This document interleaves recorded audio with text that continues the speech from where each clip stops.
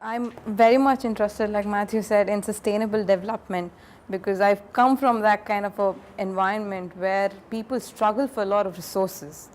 So, and on that basis, I've thought I should do something for the city or for my country so that all the people can equally enjoy the resources and also leave some resources behind for the future generations coming.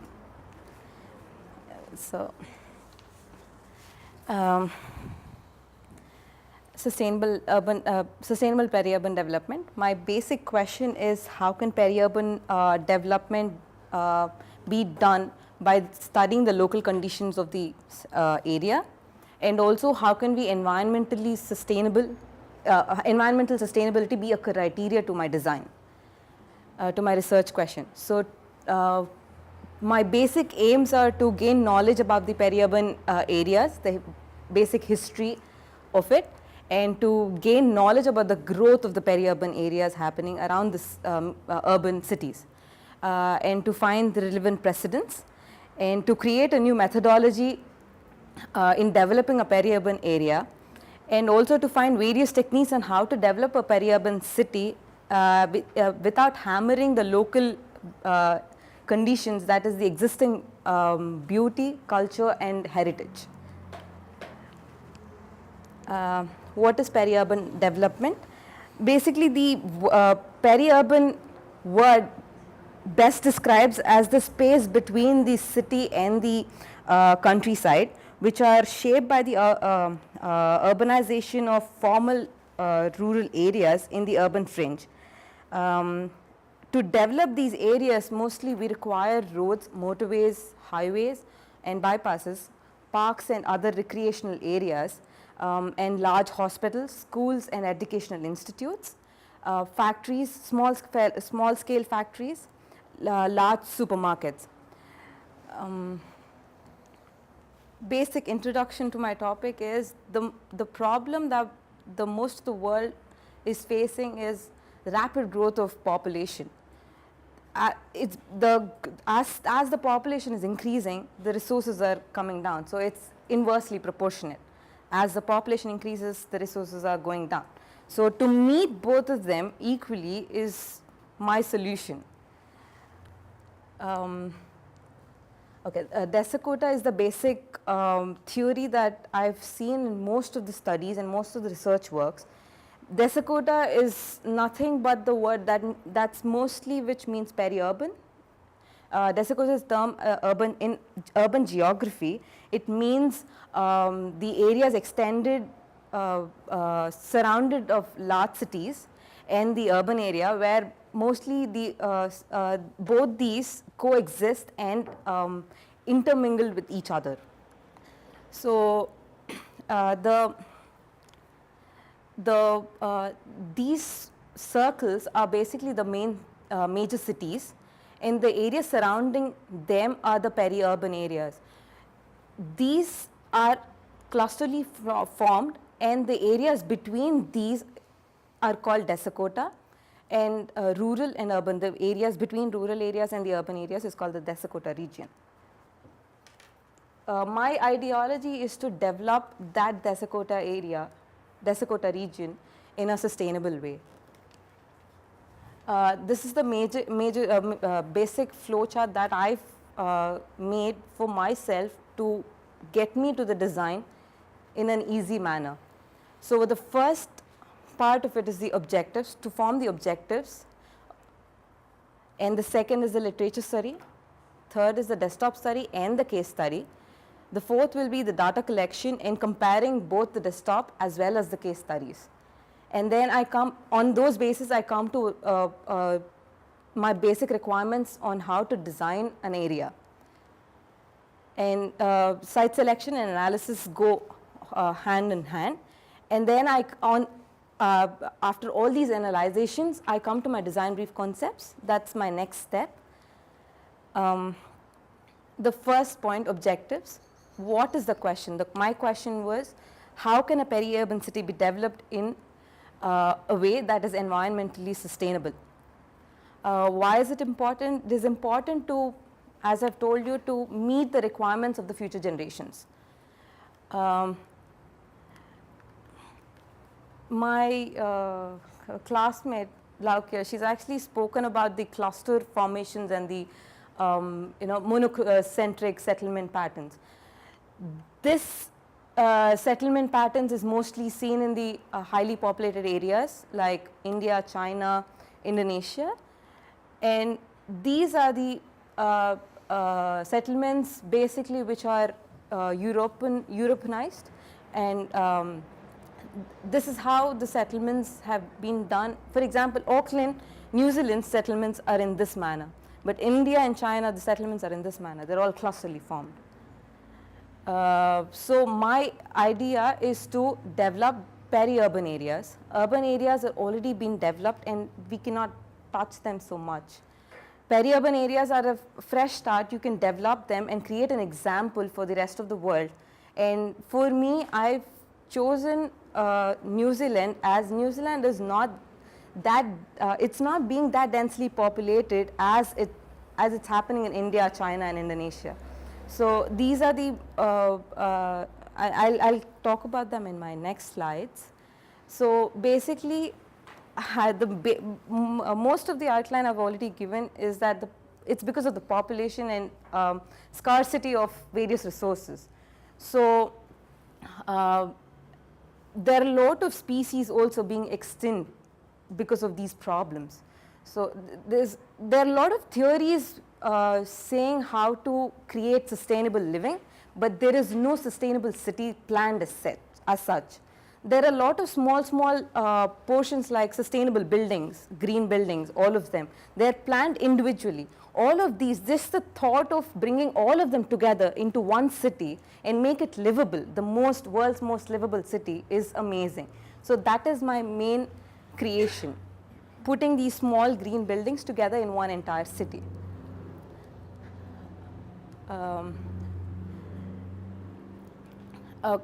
This is the cluster formation in most of the countries that is happening.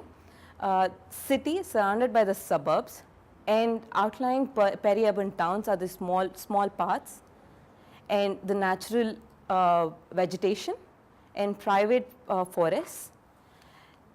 This is a suburban area, the first ring, and the second and third are the peri-urban rings, where the development mostly could happen, and there is possibility of development happening.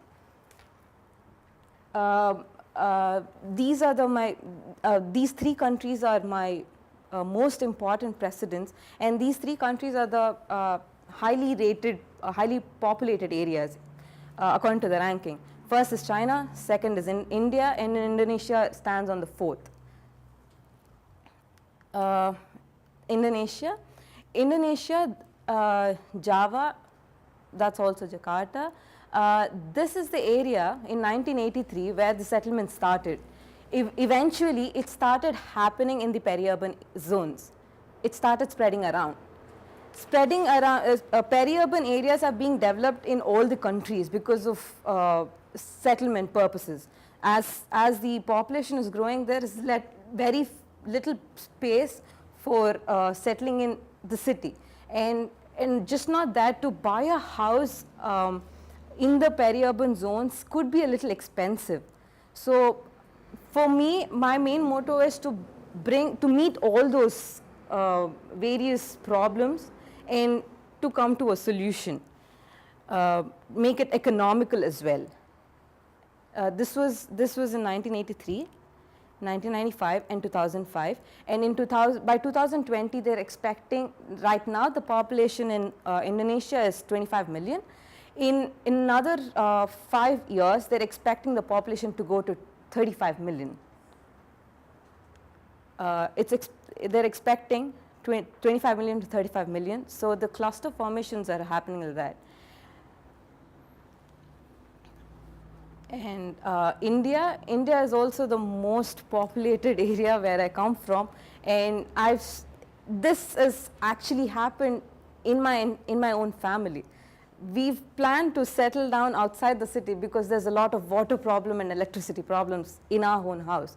So our families are not really happy with the government taking such kind of measures, power cut like 6 to 7 hours per day.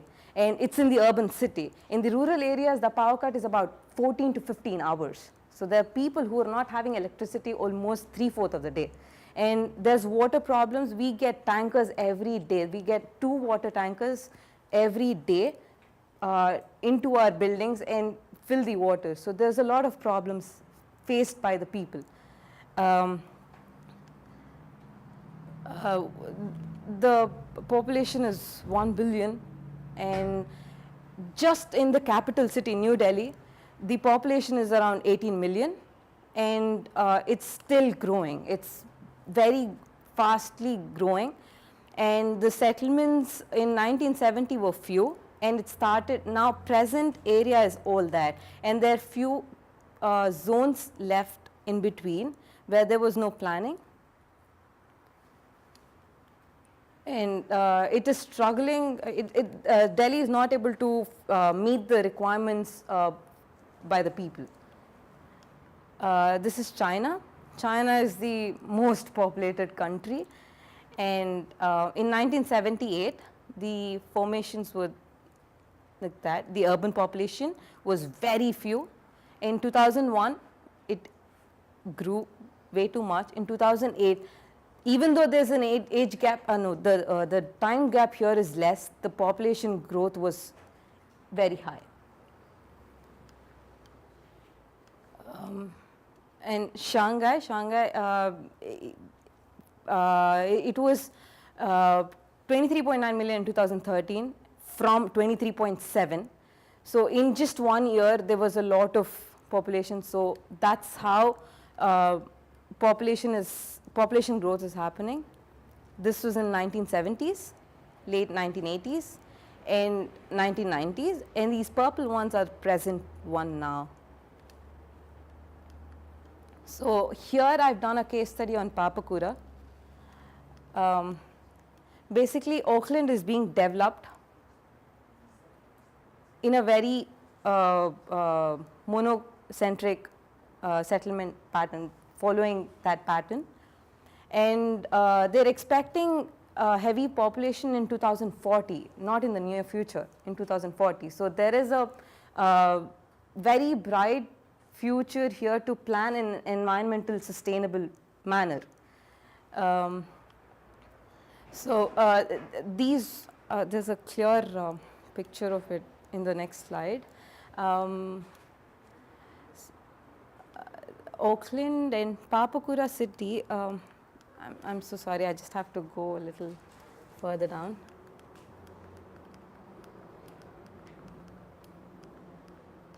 Yeah, so this is Papakura right now, and this area is country living. So the development is still happening. So this area can be planned in an where the sustainability is more, and it also remains rich in its culture and heritage.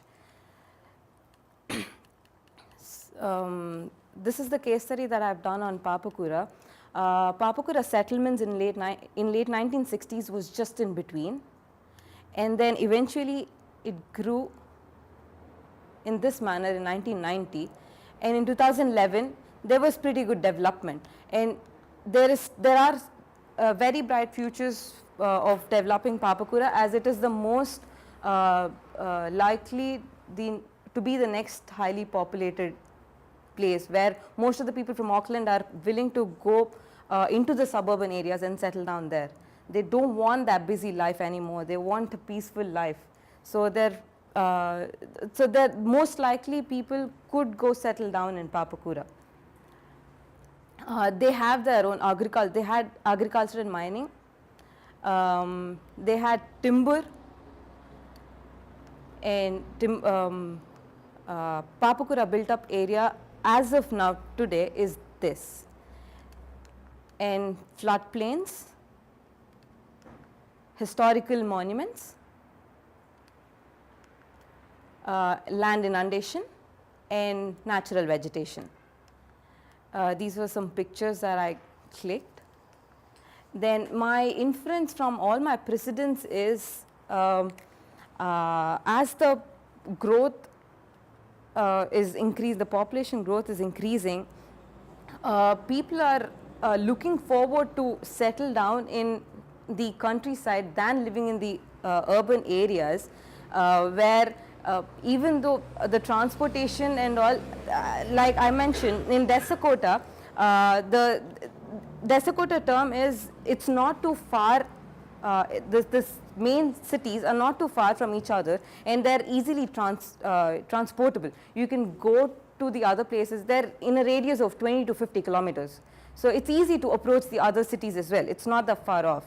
So my basic inference from all these precedents is, I want to plan my future design in such a manner that it's easily economical. It's easy for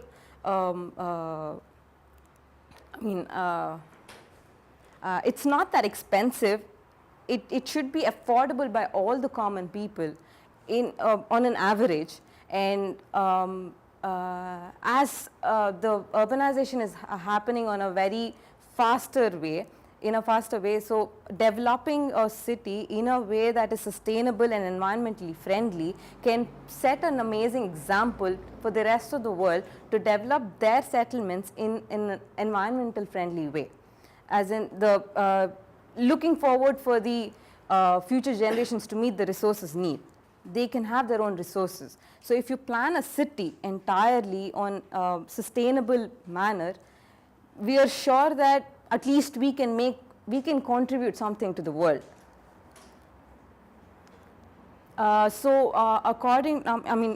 In my flow chart, my fifth part, the last part, is formulation of requirements. So after doing the case study, comparisons of my desktop study and the case study, I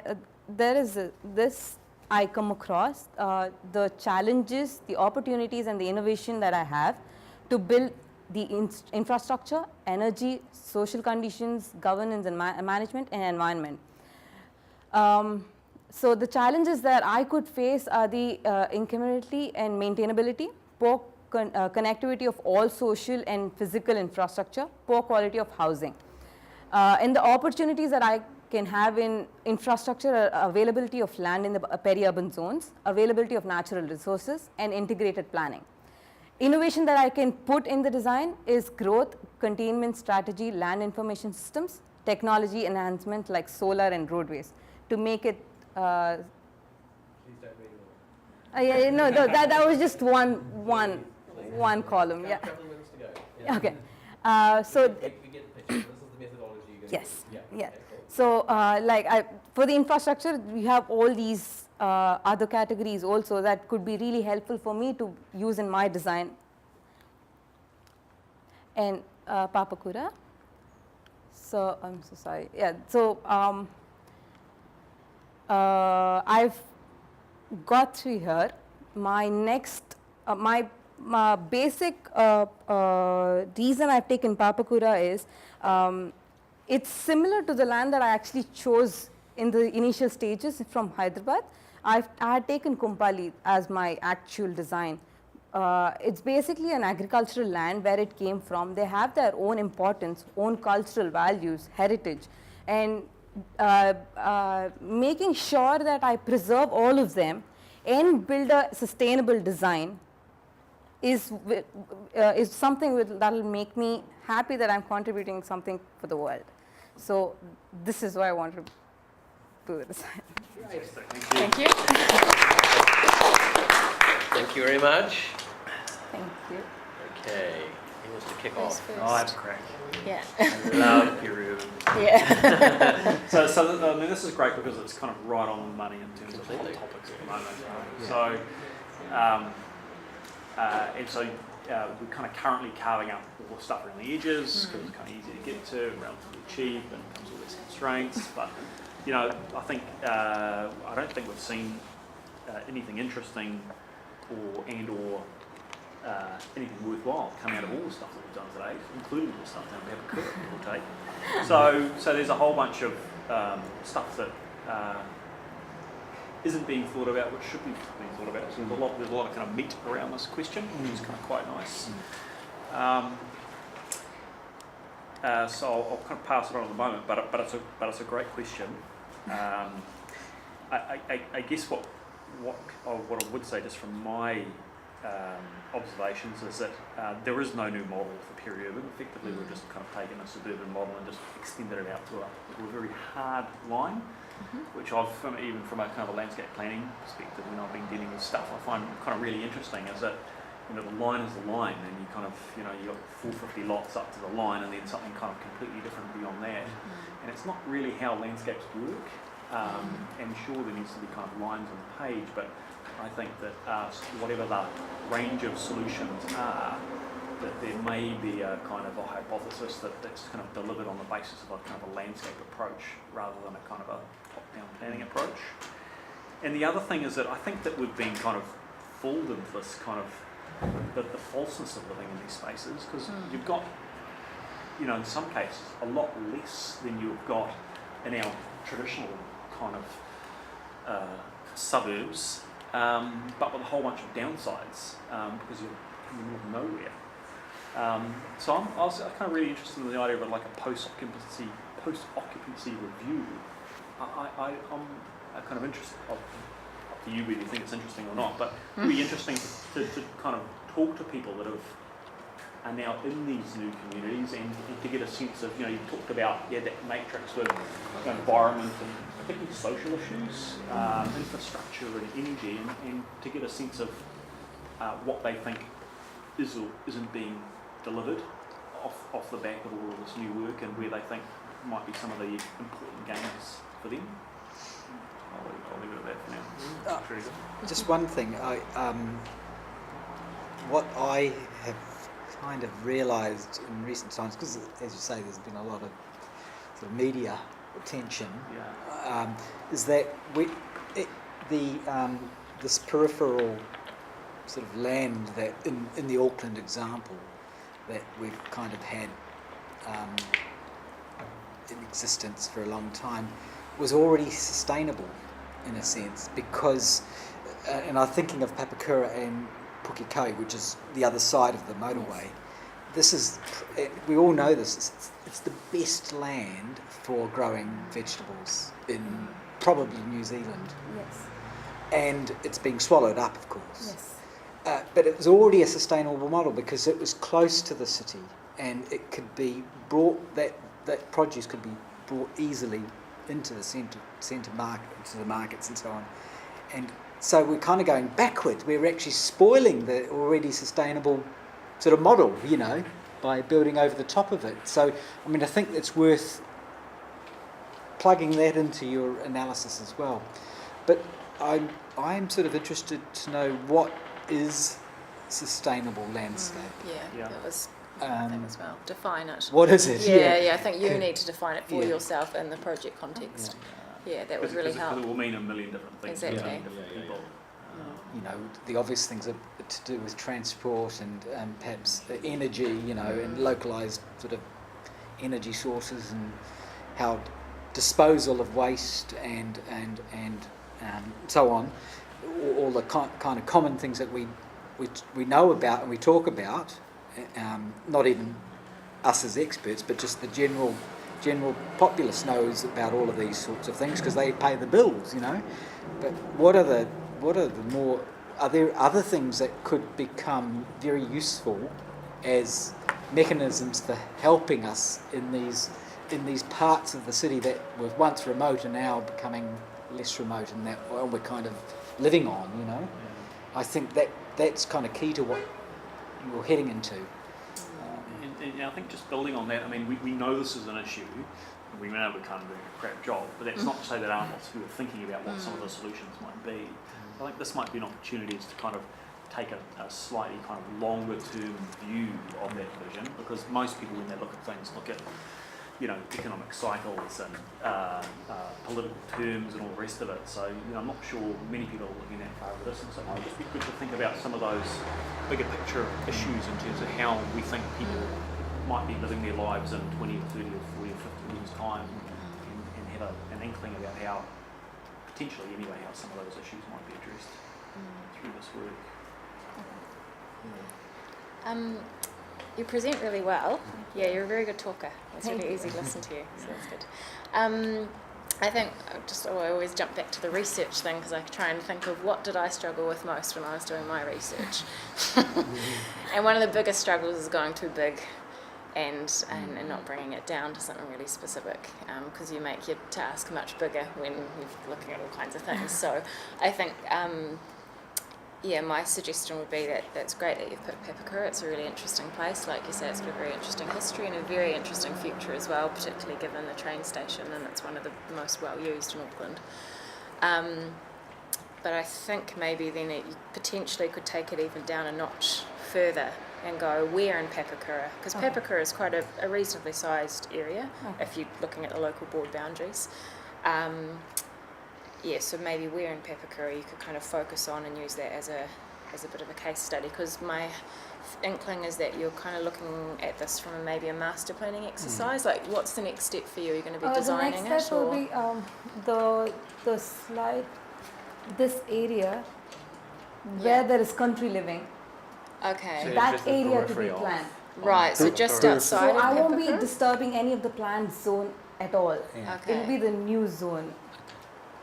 Okay. So you're going to propose a new way of occupying, living in a peri-urban, something that's already working probably really well as a market garden or something. But I mean, I understand we need to have places to live. So okay. So you're going to do that. And I think it's, without putting words in your mouth, I think it's, as Austin said, is trying to, is there another model apart from just building suburbs? Yes. Yeah. Which is what's going to happen in the outskirts of Papakura, you know.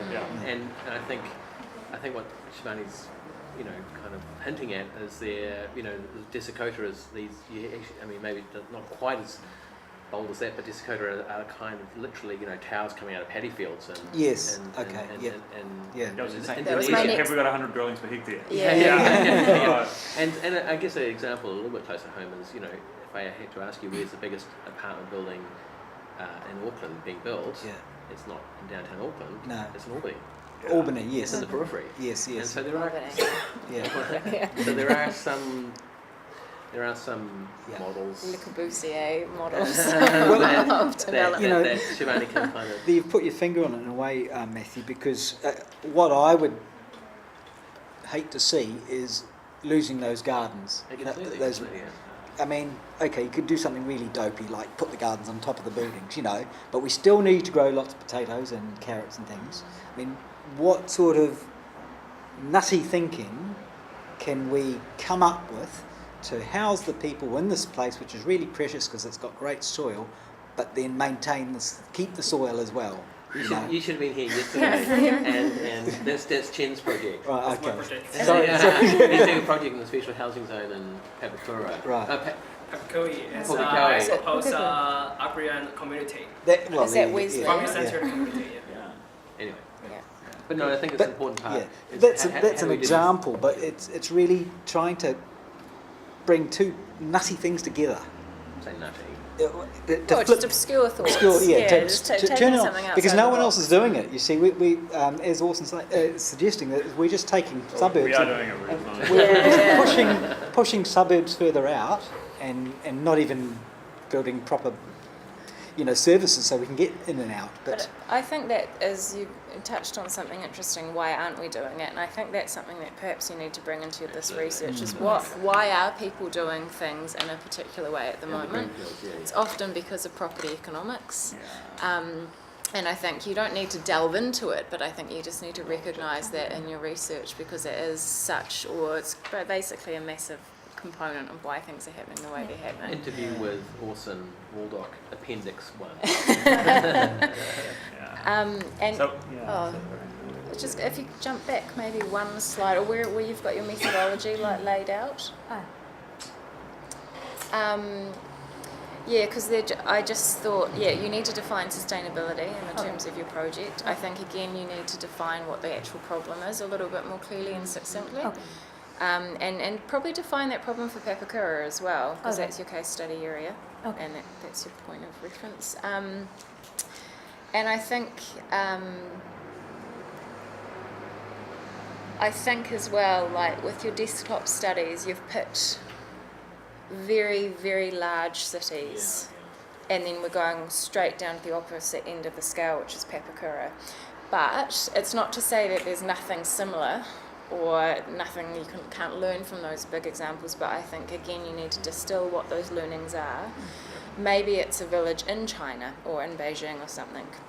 So it's kind of, so you're getting a like for like comparison going rather than really big scale and really little scale, and it's like, whoa, yeah, we know these are different, how are we going to join them all up? So I think that will kind of help you venture into what you're really doing with Papakura. Okay. Yeah, and how you're going to take it from those examples. And then again, I just can't stop pushing for more drawings, more maps. I want to see the design. Like, this is a research by design masters, and we're really lucky to be landscape architects. It's such a fun, awesome profession, and we get to draw and we get to design, we get to use pens and coloured pencils. It's great, and I think you need to embrace that, or a particular method or medium that you're comfortable with, and design that way. So This I is, can we're, kind of push we're that at enough. workshop 1, aren't we? Yeah. So it's So basically fleshing out the proposal. fleshing out the Yeah. proposal. But yeah. you still need to flesh out the proposal in Yeah, a design Well, way. I get I that. was going to You know? say, I'd be drawing at the candidature stage. You know, Yeah, exactly. already Yeah. starting to draw. Then, Like, Or map, or We whatever, know- or whatever the way you Yeah, want to yeah, do it the way is. you Yeah, work. yeah. like, I mean, what you've done is great, and it's totally legitimate, and you need to research theorists, and you need to type, and you need, that's definitely a part of it. But there is that other, maybe more artistic, designy side of Yeah. it, which is the fun bit as well. You don't want to miss out on it. Yeah, well- And I reckon just embrace that a little bit more. I think as design people, we sort of do it all together, and we mix it all up, and we do it all topsy-turvy, upside down, and all over the place, which is something I learned from university days. I wouldn't sort of, it's probably partly to do with the way it's structured, but you kind of do, you sort of get your idea together first, and then you sort of get to the workshop number 1, and then you get to workshop number 2. Well, I'd probably just ignore that. Yeah. Mix it all up. Mix it all up, and start drawing now, immediately, or photographing, or whatever, So, That's kind of what we always think in our head is going to happen, is your A to B. Yeah. That's the reality of what Yeah. happens. And you muck around and you go Yeah. and you're like we were saying before, you test stuff out and then you find it's wrong, or you test something out and you find it's right, and then you take that further. Like you've got to open yourself up to that stuff, and again, that's where design really helps you explore those ideas. Professor Cesar? Well, just to be pragmatic, I said, it was an interesting presentation. I think you have a well structured thing. I'm not very convinced about the desktop studies. I think it's kind of, for me, was kind of almost an argument about the growth of urban population and the pressure that it has on the peripheral urban areas. So you don't need that. I say, we know that's happening. I say, what would be interesting on the precedents and the desk studies, it is to find good examples, to kind of... What exactly happens in those peripheral zones, good things or bad things? Look for examples of where these kind of redevelopment or development of these peripheral areas has been successful or partially successful. And then using that table that you have there, I think you have to kind of build a table for this precedents, your own table, with the information that you can get. And then select some of that criteria, because you can't do everything. And then select some of that criteria, that it is about the energy, is about the infrastructure, and then you are going to test that on your design, on your Papakura on your side. Otherwise, it's kind of, you are trying to solve the word that you even said, to come to a solution. sorry, but you are not going to come to a solution. And then, because actually, it's kind of, that's the contradiction of cities. Cities, they go there and they kind of, they transform that amazing environment that is already working well and change it. So I think it's more about this. You select the criteria, or select the precedents that probably have kind of a good solutions. Work with these metrics, this table. Choose 2 or 3 of these criteria that you can measure, in the sense of that information that you can find about these desk studies. You can find that information, and then test on your design. How can I use these criteria to do sustainable development? Last word, Austin. Yeah. So I think the social metrics are really important, and I think that's stuff that you kind of can't get out of, mapping and, because of I hang out with developers too often. Effectively, you've got to kind of sell these things down the line.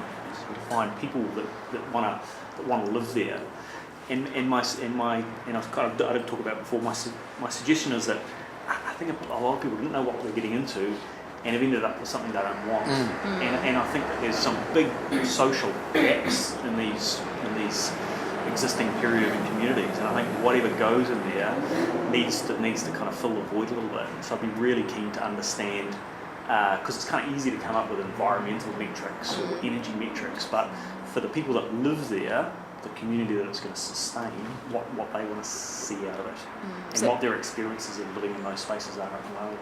It's that qualitative aspect of it, isn't it? It is, yeah. And I think that might help steer stuff a little bit as well. Yeah.